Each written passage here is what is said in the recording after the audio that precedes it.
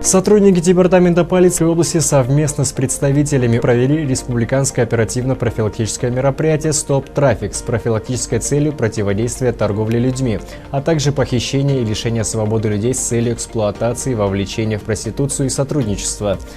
В рамках ОПМ выявлено 22 факта приставания к людям в общественных местах. Из них 2 факта по статье 309 части 1 Уголовного кодекса Республики Казахстан. На сегодняшний день в Кодексе об административных правонарушениях Республики Казахстан введена норма, предусматривающая ответственность за назойливое приставание в общественных местах.